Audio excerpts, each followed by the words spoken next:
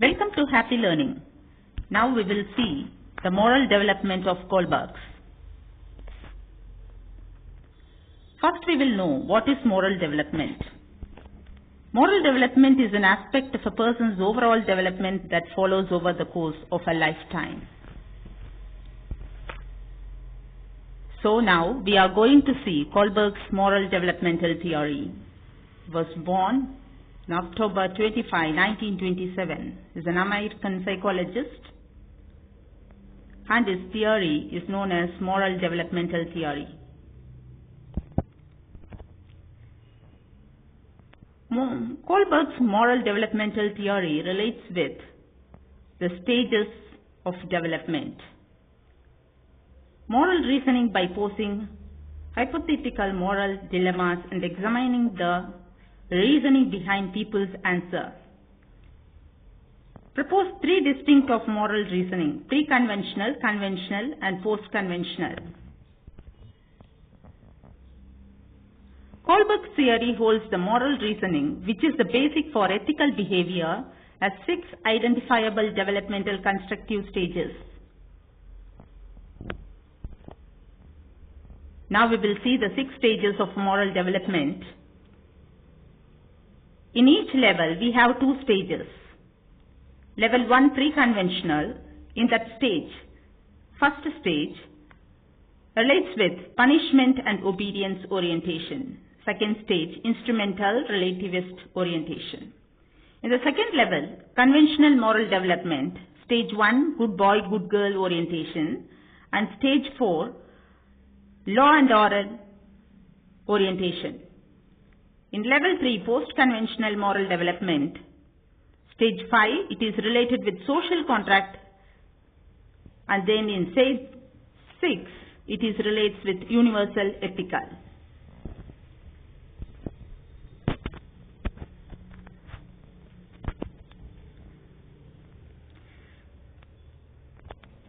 So we can see the diagram now, and we can relate with the pre-conventional, conventional, and post-conventional stages. It can be related with ages too. The base is related with pre-conventional, and the middle part with conventional, and the topmost is post-conventional. In the level 1, we will see the pre-conventional level. It's focused on the self. This stage, obedience and punishment. It is commonly seen in children. Morality is external. At this stage, children can rule as fixed and absolute. Obeying the rules is important because it is the means to avoid punishment. In stage 2, individualism and exchange. At this stage of moral development, children account for individual point of view and judge action based on how they serve individual needs.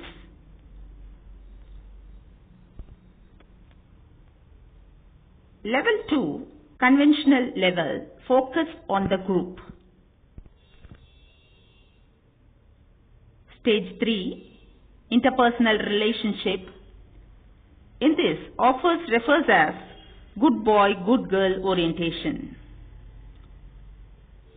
Here we can see the moral development is focused on living up to the social expectation and roles. There is the emphasis on being nice and behave in good ways. Good behavior means having good motives and interpersonal feelings such as love, empathy, trust, and concern for others.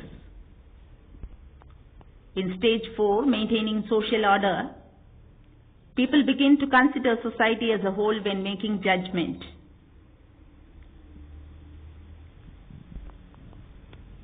Stage 1 and stage 4 are given the same responses.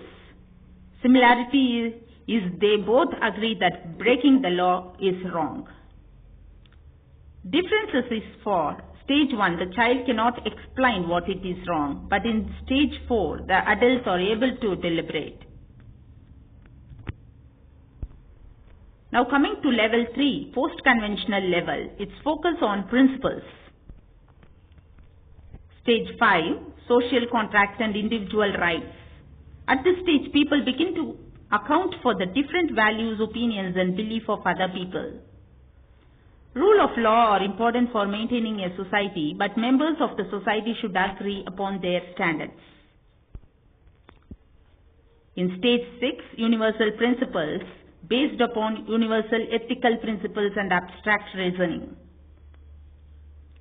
Takes an ideological look at how people might coordinate their interests. Define the principle by which agreement will be most just. If people are to reorganize their thinking, they must be more active.